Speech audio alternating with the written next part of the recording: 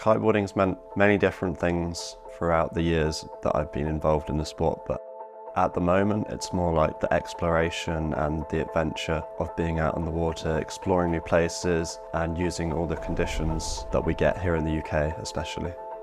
It's being on the water with your friends and your family, it's flying high, it's going fast, it's going long distance, it's all of this kind of combined, but mainly it's about getting out on the water as much as possible.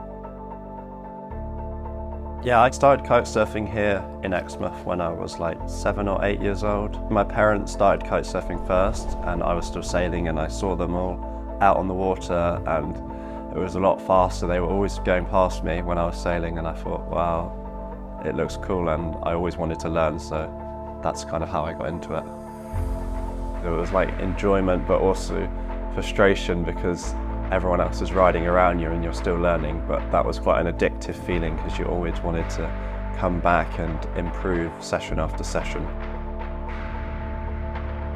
My mum was always competing racing, and I was always interested in racing because that's how I grew up. I grew up racing sailboats, so it was kind of a natural progression that I would always race in kiteboarding. And when I did, it was more like you want to improve and get better, and eventually you of course want to win, and that was always the goal. At the time, it was my whole life. It was like my entire focus, and I'd put everything into it and I loved it. It was just about getting better, progressing, and eventually having the ability to win. My focus has gone from competing and trying to win and trying to be the best I can to just enjoying my time on the water really, and just being grateful for being out there.